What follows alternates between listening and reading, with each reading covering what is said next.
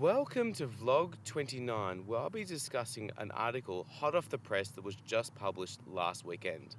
But before doing that, I'd like to acknowledge that we're on the lands of the Bunurong people of the Kulin Nation and pay respects to elders past and present.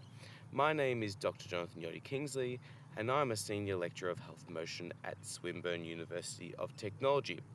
And today we're at Yalkut Willem Nature Reserve, which is a community group-led wetland reserve aimed at increasing biodiversity and wildlife in collaboration with several councils.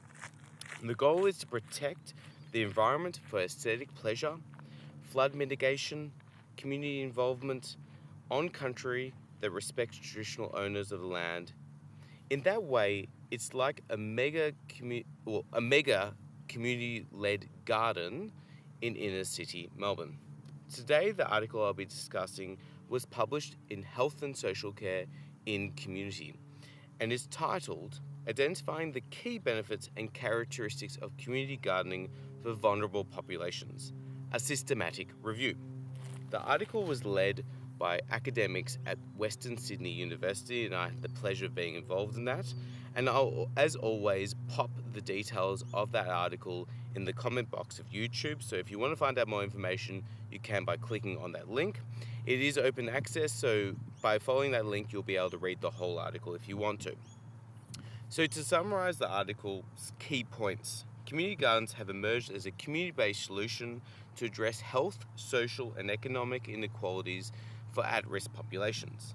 Yet the research literature has largely considered the outcomes for the general population rather than those that are most in need.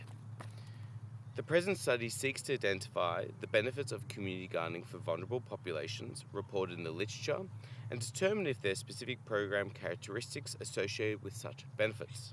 The systematic review represents a landmark study as it's the first to evaluate these points.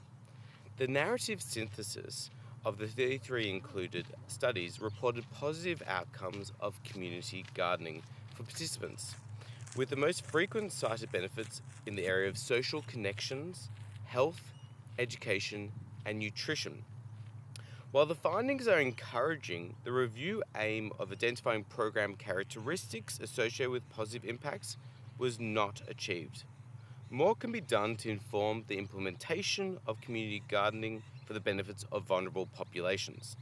Researchers are urged to strengthen evidence available by employing methodologies that utilize comparative groups or pre-post designs and provide practitioners with comprehensive program descriptions that allow the replication of evaluated programs.